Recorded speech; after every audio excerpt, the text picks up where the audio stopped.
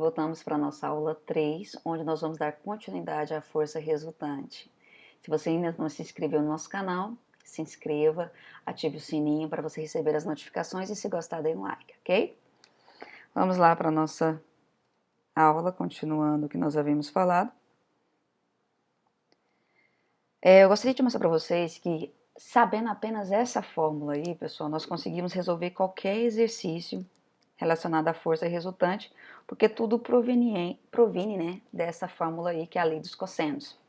Vamos pensar numa situação em que o ângulo fosse de 0 graus, né? Se eu coloco assim, se o meu cosseno aqui, nesse caso, fosse 0, como é que ficaria a fórmula? Ficaria, lembrando que tem um quadrado aqui, né? Força resultante ao quadrado é igual a F1 mais F2 ao quadrado, mais 2 vezes F1 vezes F2, cosseno de 0. Cosseno de 0, ele é 1. Então, se eu tiro o cosseno de 0 aqui igual a 1, ficaria essa fórmula aqui, ó. E quando eu resolvesse ela daria a mesma coisa de somar força resultante F1 mais F2. Daria a mesma coisinha, bom?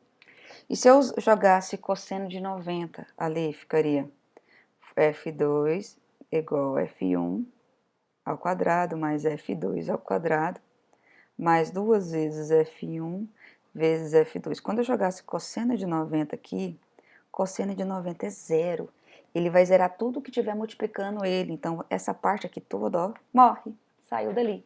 Vai sumir tudo isso. Como não vai existir, não vai ter como eu ter que somar nada ali. Então, só sairia isso aqui, ó. Isso aqui é teorema de Pitágoras, como a gente tinha visto anteriormente. E se o ângulo fosse de 180? Ficaria força resultante ao quadrado igual a F1 ao quadrado mais F2 ao quadrado, mais 2 vezes F1 vezes F2 vezes cosseno de 180. Cosseno de 180 é menos 1. O que aconteceria com isso? Essa parte aqui ia sumir, o menos do sinalzinho do 1 ia vir aqui para o meio, né? E quando eu fosse resolver isso aqui, o valor que eu encontrar com isso aqui seria a mesma coisa de eu ter aplicado apenas F1 menos F2, teorizando que F1 é maior do que F2. Então, observe que todas essas formas proveio, ela se originou da lei dos cossenos, que é uma forma mais completa. Mas para que a gente possa entender de forma mais fácil, nós ensinamos metodologias de você só somar, ou só subtrair, ou usar teorema de Pitágoras. Mas se você quiser apenas usar essa o tempo todo, você tem o mesmo resultado, tá bom? Vamos seguir. Chegamos aqui nos exercícios rapidinho, vamos lá então. A respeito das grandezas escalares e vetoriais, julgue a proposta a seguir de certo ou errado, tá bom? E ele fala assim, primeiro, as grandezas escalares ficam definidas apenas pelo valor, que seria a mesma coisa de módulo, acompanhado de uma unidade? Sim, grandeza escalar só precisa disso. Então, C de certo. A próxima, as grandezas vetoriais necessitam, além do módulo, ó, também a direção e sentido, certinho. Ela precisa do modo e da orientação, e a orientação é dada pela direção e pelo sentido, certo? O tempo, temperatura, massa, área e comprimento são grandezas escalares? Verdadeiro. A gente fala, olha, aquela parede ali tem tantos metros, somente isso, não precisa completar mais nada. Ou essa sala tem tantos metros ao quadrado, só isso já é suficiente, um número mais uma unidade. Então, é uma grandeza escalar. Do mesmo jeito, tempo, temperatura e massa. Um corpo tem, quero comprar 3 quilos de carne. 3 quilogramas é uma unidade e um número. Somente isso o cara do açougue vai entender o que você quer. Deslocamento, velocidade, aceleração e força são grandezas vetoriais? São, tá? Cuidado com deslocamento e distância. Deslocamento é vetor. Exemplo, se um objeto está no ponto A e quer chegar no ponto B, eu posso representar o tanto que ele andou fazendo um vetor aqui, ó, que une esses dois pontos. Então, esse é o deslocamento. Agora, a distância seria a soma de todos os intervalos. Então, ele sair no ponto A e chegar no ponto B, ele pode ter feito isso de forma aleatória. Então, se eu somar todos esses pontinhos, é a distância percorrida. E nesse caso, distância percorrida é só um número como unidade. Ele andou 100 metros. Ótimo, a distância. Agora, para saber para onde ele foi, 100 metros fica pouco. Mas 100 metros para onde? Para cima, para baixo, para o norte, sul, leste? Aí eu preciso de mais informação. Quando eu te dou mais informação, esses 100 metros deixou de ser distância e passou para ser deslocamento. E aí, nesse caso, deslocamento é vetor, porque eu preciso acrescentar a direção e o sentido. Quando eu só te dou um número com unidade, é só a distância que eu te dei, que é a distância percorrida, que seria uma grandeza escalar, ok? A soma de para somarmos dois vetores, basta somar seus módulos?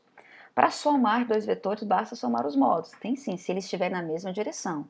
Lembra que se fossem direções opostas, já daria diferente. Então, considerando que é a mesma direção, somar, ok.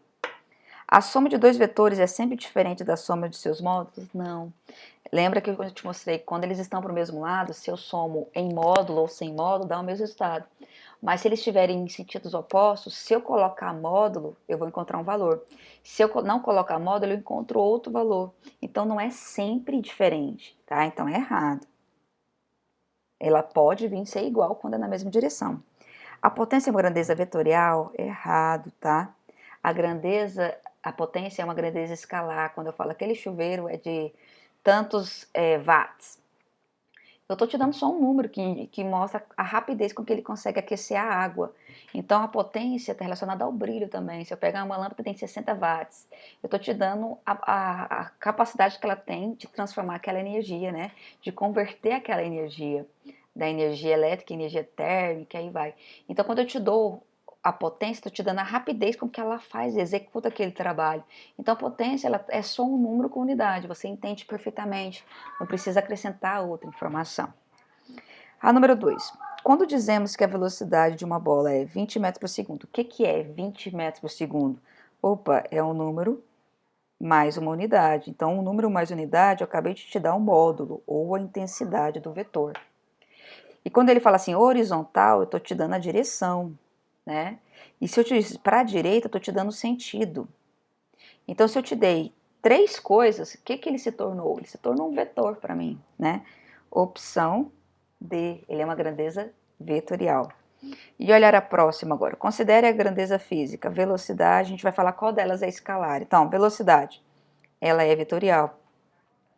Porque não basta a gente falar assim, um carro está com 20 metros por segundo. Para onde ele foi? 20 metros por segundo fica solto, pode ir para qualquer direção. Então, a velocidade ela é vetorial, a temperatura ela é escalar. Quando eu falar são tantos graus Celsius, somente isso já é suficiente. A quantidade de movimento ela é vetorial, a gente vai ver isso mais à frente, que demonstra o quanto que um corpo se moveu, né? O deslocamento, como eu disse para vocês, ele é escalar e a força também é escalar. Para eu saber para onde é que foi o deslocamento, para onde foi a força, para onde foi a quantidade de movimento, eu tenho que te fornecer outros dados. Então, a opção correta que nós vamos marcar é a letra B, que indica que apenas a 2, que refere-se à temperatura, ela é uma grandeza escalar. Aguardo vocês na próxima aula, espero que tenha contribuído aí com vocês, tá? Um grande abraço.